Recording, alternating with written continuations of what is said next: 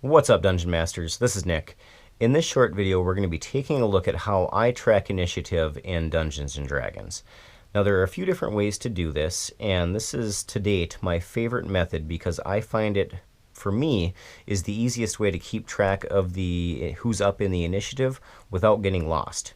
And I also like to use it as a way to track condition effects for both my monsters and player characters, as well as use it as a quick reference for tracking my players' AC and passive perception.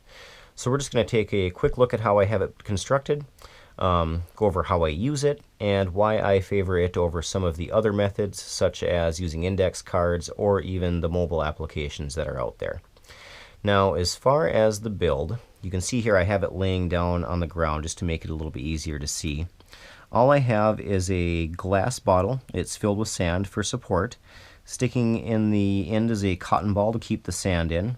And then sticking out of that is a 3/8 inch wooden dowel.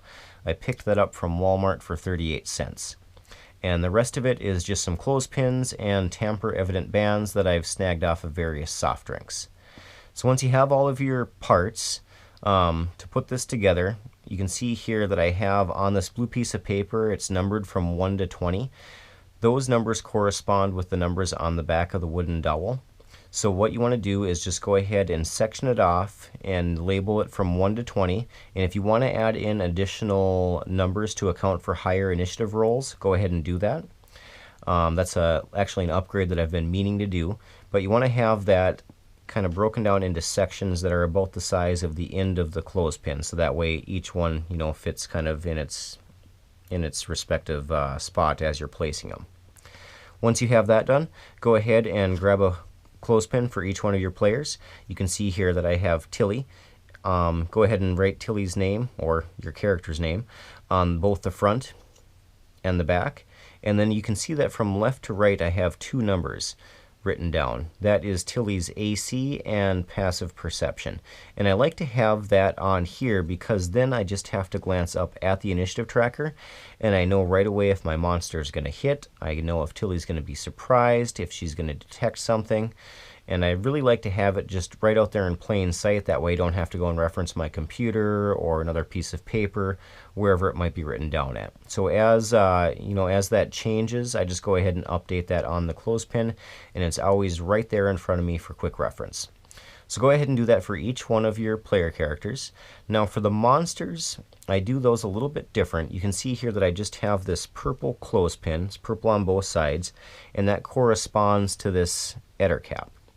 Now, I find it easier just to use color-coded clothespins for the monsters because if you write the monster's name down, what happens is you end up with a lot of clothespins. So if you color-code it or just do like Monster 1, Monster 2, then what you can do is on your notepad where you're tracking the hit points, just go ahead and after you roll for initiative, whatever clothespin you designate for that monster, just go ahead and note that on the notepad. That way you don't have to you don't have a whole bunch of clothespins for each one of the monsters. And then lastly, you're going to want to have a tracking pin. And I've chosen bright red as my tracking pin. That way, when I look up at the initiative tracker, it just jumps out at me and I know that that's where I'm at. That's how bad my memory is. I need something to jump out at me.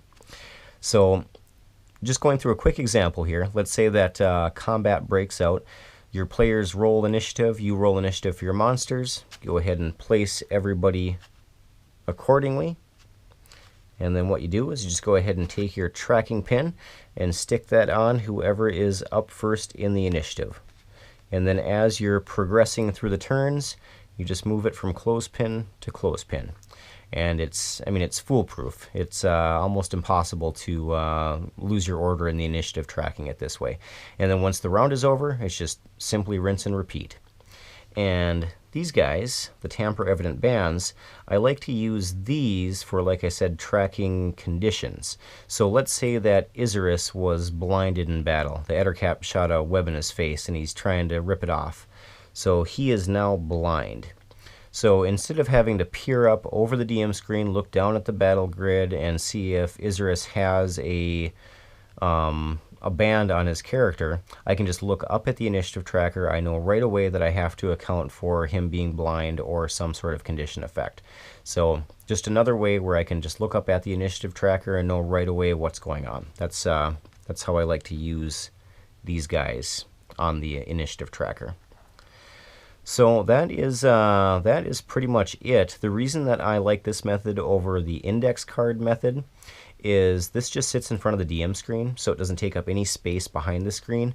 And when I'm using index cards, usually I like to write the monsters' names on the cards. I don't want the players to be able to see what monsters they're going to be going up against, so I would keep those behind the screen. And then also, if you're putting the index cards on your DM screen, if there's some bit of information that you need to reference, then you got to shuffle those all around. So with this method, it's just all, it's kind of its own unit. It's not in back of the screen. It's not taking up any precious real estate on your DM screen. Really like it for those reasons.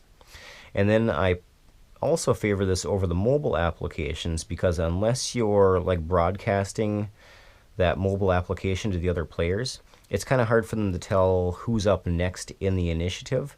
Where with this, they can see right away, okay, Tilly is up, Isurus knows that he is up next, he should start planning for his turn. That way it just kind of helps the game flow a little bit smoother.